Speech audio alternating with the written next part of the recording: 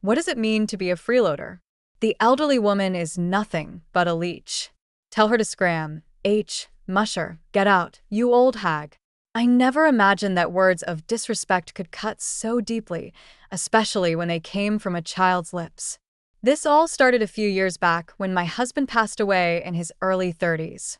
Right up until the end, he held my hand and whispered, "Arya, I'm sorry. Find happiness." Sadly, achieving that happiness was a struggle. Part of the challenge stemmed from living with my mother. Around the time my husband died, my father also passed away unexpectedly. My mother, who resides in a remote area where a car is a necessity but lacks a driver's license, was worried. So, despite the longer commute to work, I opted to move in with her. In hindsight, that choice was a mistake. Initially, my mother suggested, "Let's cooperate and live together." But soon she settled in, sloppily treating the sofa like her personal nest. Despite our initial agreement, she made no effort to help with chores. Whenever I brought it up, she would retort, "You're the worst daughter, forcing an old woman to work. You're already a disgrace for coming back home." Her words cut deep, keeping me awake that night. Deeply hurt, the next morning I mustered courage and said, "Mom, if you dislike having me here so much, I can leave." She glared at me, responding sharply, "You know I can't manage without you for shopping. Are you trying to threaten me?" "No, I just thought maybe I'm making things difficult for you." "Then just do your part and be useful," she grumbled reluctantly, eating the breakfast I had prepared. I was at a loss, unsure of what she truly wanted. Her constant complaints wore down my spirit. The toll of the long commute and sole responsibility for household chores took a toll on my physical health. Each day after work, I tackled all the tasks she neglected before collapsing into bed in a life devoid of personal enjoyment. My mother's criticisms became a daily burden. Just when I thought the monotonous days would stretch on forever, a sudden and significant event shook things up. My brother's family appeared at our doorstep unexpectedly. "What brings you here all of a sudden?" I asked. My brother, his wife, and their son rarely visited because they found the countryside dull. Confused, I looked to my sister-in-law, Alvina, who tilted her head. "Did Mom tell you?" Before I could respond, my mother hurried in and warmly welcomed them. She praised my brother's family for coming so well prepared. "What's happening?" I asked, trying to make sense of the situation. "We're moving in with Louis and his family now. So, Arya, you're not needed here anymore. Start packing," she declared bluntly.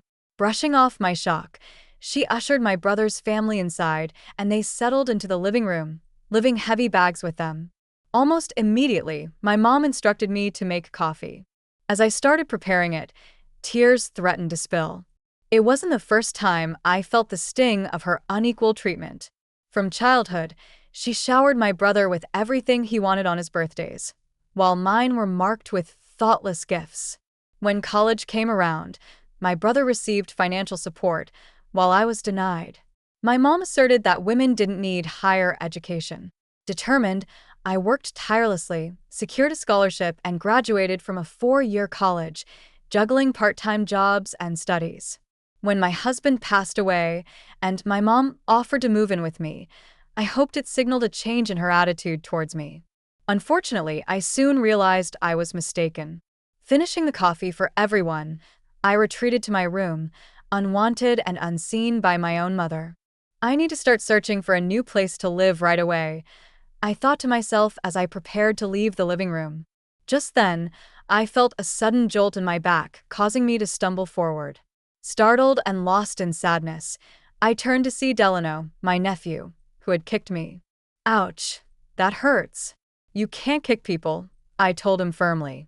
Upon hearing my voice, Alvina, his mother, surprised me by saying, "Arya, please let it go." Della grinned mischievously and boasted, "I took down the old lady." Alvina chuckled and replied, "Yes, you did." Confused and dismayed, I showed them my bruised knee. Isn't it basic to teach children not to kick people? I'm genuinely hurt. Why shouldn't I correct Delano? "We believe in no-scold parenting," Alvina interjected with clear annoyance. We let our child explore and grow freely. She then took Delano by the hand and departed, stating, "There's no point in continuing this conversation. Let's go play in the living room." I seethed with anger, but it was evident that my mother, brother, and Alvina were united against me. Engaging in a futile argument wouldn't achieve anything, so I retreated to the kitchen to compose myself. Just as I was on the verge of breaking down, I sought solace in sweets. I remember having some cream puffs in the kitchen, but when I arrived, my brother was already opening the fridge. "Ah, cream puffs. Delano, would you like a cream puff?" he called out to the living room. Delano eagerly ran over to grab one. I snapped at my brother. "Hey, that cream puff was meant for me. Why are you giving away things from someone else's house to your child?" "Oh, so that was yours? Well, the cream puff seems happier being enjoyed by a cute kid," he replied casually. "Getting upset with a child? You're overreacting," my brother retorted. "I'm not upset with Delano. I'm upset with you for giving away my cream puff." My raised voice must have carried, because soon both my mom and Alvina entered the kitchen. "Arya, enough already. Stop picking fights with your brother. Don't you have better things to do? When do you plan on leaving?" my mom interjected firmly. "Leave? You just told me to leave." "I have nowhere to go today," I shot back. "Oh, poor dear. How about we let Arya stay until she finds a new place?" Alvina chimed in with false sympathy. Reluctantly, my mom agreed, saying, "Aina, you're so generous." I felt frustrated, knowing that arguing wouldn't solve anything, but I couldn't hold back my discontent. "What do you mean, support me? I contribute half of the living expenses in this house. Why am I treated like this?" I exclaimed. "You're still relying on your parents' support, right? Isn't the money from Dad's inheritance?" my brother presumed. "In reality, I cover all household expenses with my own salary," I clarified. But my brother and his wife assumed I was living off our late father and mother, so arguing seemed pointless. Delano, done with his cream puff, packed up. "What does support me mean?" With a smug smile, my brother pointed at me. "It means her. She's a loser who needs support. Tell her to leave." "Huh, freeloader. Get out, old lady." Delano chimed in. I never expected the sting of a child's insult to cut so deeply. My sadness quickly boiled into rage. "I'll leave as soon as I find a new place, but I'm taking everything I brought with me." "That's all right with you, isn't it, big brother?" I retorted sharply. "Sure, go ahead," he replied, his tone mocking. My anger surged to new heights. In that moment, I vowed never to forgive them. Determined, I made plans and set a swift timeline to move out. On the day of my departure, as a final gesture of respect, I surprised my mom and brother's family with a vacation. They eagerly set off, unaware of what awaited them upon their return.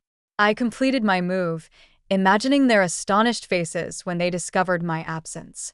Leaving behind a notebook in the living room, I departed for my new home with a renewed sense of independence. The next evening, my phone rang, and I answered to a frantic call from Alvina. "Arya, what's going on?" "The house is empty." "It must be in a panic. Everything from the fridge to the washing machine is gone." I had warned my brother that I would take everything I had bought, and I followed through. When I moved in, everything was old, so I replaced it all. My mom was aware of this. I could hear Alvina shouting at my mom, "Why didn't you stop Arya?" My mom's feeble response came back. I never thought she'd actually go through with it. In the background, I could hear Delano crying. They were in more chaos than I had anticipated. Arya claims she bought everything herself, but there's no proof. Didn't she use Dad's inheritance for all of it? Alvina argued. My father didn't leave us any inheritance. You and my brother were gone right after the funeral, so you probably didn't know. There's no way you could have sent us that much money just from your pension. Money came from me, I clarified. Aina sounded astonished. I paid for everything, I added, and she checked the notebook in the living room. The notebook contained receipts for every item I had purchased for the household. Aina looked through it, clearly confused. What does this mean? She asked. I explained. I have more financial resources than you and my brother realize. I didn't receive any help with college tuition, which was frustrating, but I used that frustration as motivation. I worked hard during my job search and eventually secured a position at a top-tier company. Accustomed to hard work, I excelled in my role and am now the only woman among my peers, on a fast track to promotion. My mom and brother never seemed interested in my work, so I never bothered to tell them. Alvina explained over the phone. Both my mom and brother appeared shaken, but I felt no obligation to prolong the conversation. Feel free to live your life without the burden of supporting me, I calmly stated before hanging up. That night, I slept peacefully in a quiet home for the first time in a while. It was truly serene, free from being kicked or hit by my nephew, and without anyone urging me to leave. A few days of tranquility passed, and then, unexpectedly, my mom and brother's family discovered where I lived and showed up at my door. When I asked through the doorbell, "What do you want?" my brother pleaded, "Please return the appliances or lend us money to buy new ones. We're at our limit." I had assumed my brother could manage, but it turned out he had quit his job when they moved here. When I returned home, I had no rent to pay. They thought they could live off my mom's pension, what they assumed was my dad's inheritance. When I laughed at their foolishness, my brother became furious and started yelling. Ignoring him, I calmly called the police. "Hello, there's a commotion at my apartment entrance, and it's quite frightening. Could you send someone over?" The police arrived within minutes, thanks to my proximity to a police station. The security in my new place was outstanding. Anticipating that my family might track me down, I had informed friends of my move and deliberately chosen an apartment close to a police station. I had resolved that if my mom and brother's family ever showed up, I'd immediately involve the police. As expected, they received a stern warning and left in a hurry. After the police intervention, I was confident they wouldn't bother me again. I blocked their phone numbers and email accounts, successfully severing all ties. I later heard updates about my mom and brother's family from local friends. My brother is now working part-time at a grocery store, 90 minutes away by car from our hometown. He's so apathetic that he gets yelled at daily. In that rural area, there are few job opportunities, so he clings to his job, constantly scolded by a younger manager. My nephew Delano started kindergarten but is struggling to make friends, thanks to Alvina's lack of parenting. Delano has become so spoiled that he's hitting his classmates, just as he used to do to me.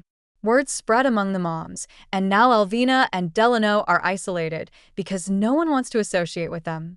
Delano's stress manifests in daily tantrums at home, causing chaos and further damaging their already old house. Furthermore, Delano seems to have developed a deep mistrust of people. He won't even leave the house and has stopped going to kindergarten. Alvina spends her days crying, repeatedly asking, "How did it come to this?" As for me, I'm thoroughly enjoying living alone. The desire for my mother's approval vanished when I cut ties, and now I'm relishing the freedom I've finally gained. My life is comfortable as I balance work and independence. Living alone can be lonely at times, but I haven't met anyone I like more than my late husband. I hope that someday I'll meet someone I can love as much as him. When that time comes, I'll be ready to start a new chapter in my life.